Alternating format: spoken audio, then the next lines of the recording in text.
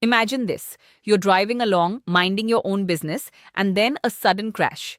Your car is totaled, the steel is twisted, the airbags are deployed, and your heart sinks, not just because of the accident, but because you immediately realize the financial nightmare ahead. You're still making payments on this car, possibly for years to come. That feeling of dread, of being trapped under a mountain of debt for something you can no longer even drive, is a reality for thousands of people every single day.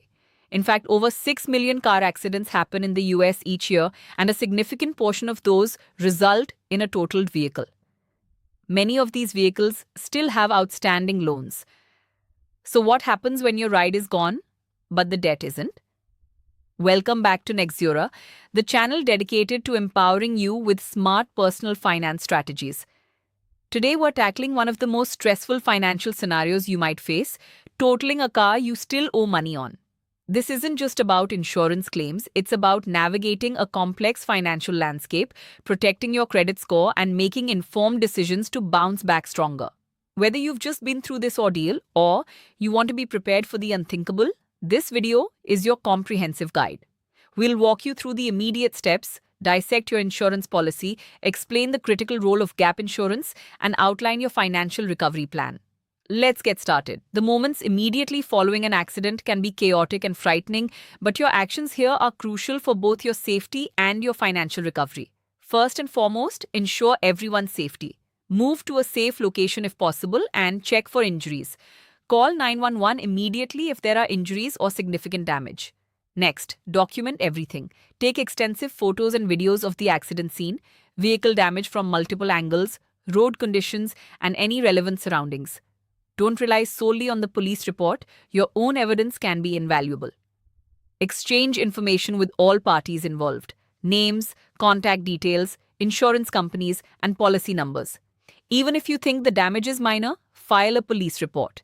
This official documentation is vital for insurance claims and can prevent disputes later on. Finally, notify your insurance company as soon as you're able. The sooner they know, the faster the claims process can begin, and delays can sometimes complicate your coverage.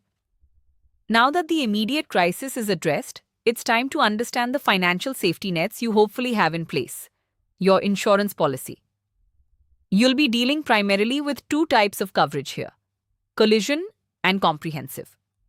Collision coverage pays for damage to your car resulting from a collision with another vehicle or object, regardless of fault. Comprehensive coverage handles damage from non-collision events like theft, vandalism, fire, or natural disasters. Both are typically required if you have a car loan. When your car is totaled, your insurance company will assess the actual cash value, or ACV, of your vehicle, which is its market value just before the accident, factoring in depreciation. This is the amount they'll likely pay out. Crucially, this payout goes directly to your lender first to pay off your loan. Understanding your deductibles is also key, as this is the amount you're responsible for before your insurance kicks in. Here's where many people get a rude awakening: negative equity.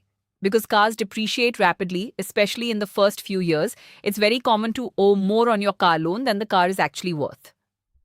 For example, you might owe $20,000, but the insurance company values your totaled car at only $16,000.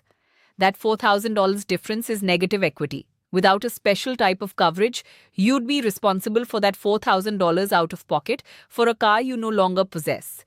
This is precisely where gap insurance becomes a financial lifesaver. Gap, or guaranteed asset protection, covers the gap between what your car is worth and what your regular insurance pays out and what you still owe on your loan. If you bought a new car and financed most of it, or if you rolled negative equity from a previous car into your current loan, gap insurance is incredibly important.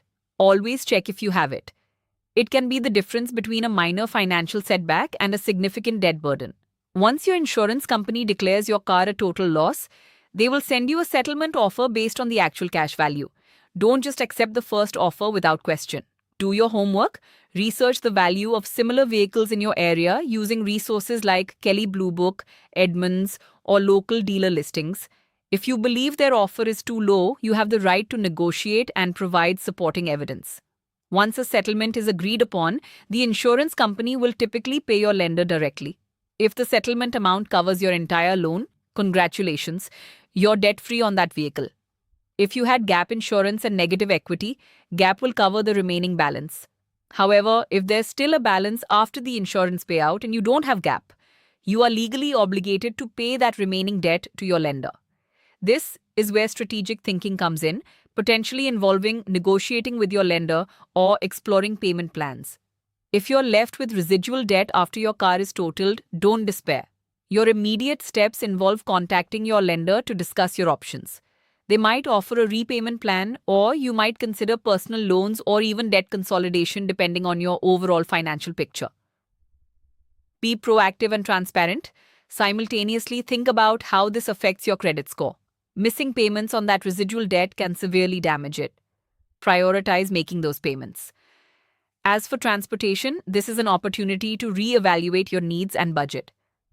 Can you manage with public transport, ride sharing, or borrowing for a while? If you need another car, consider a more affordable used vehicle. Save up for a larger down payment or look for options with lower depreciation rates. This experience, while difficult, is a crucial lesson in financial resilience and proper risk management. Remember, totaling a financed car isn't just a physical event, it's a significant financial challenge that requires a clear head and a strategic approach. From documenting the scene and understanding your insurance to negotiating settlements and planning your next financial move, every step matters. Arming yourself with knowledge, especially about critical coverages like gap insurance, can save you thousands and protect your financial future. Don't let a totaled car total your financial well-being. If this video helped you prepare or navigate this tough situation, please give it a thumbs up. Subscribe to Nexura for more practical personal finance advice and hit the notification bell so you don't miss our next video on smart budgeting strategies.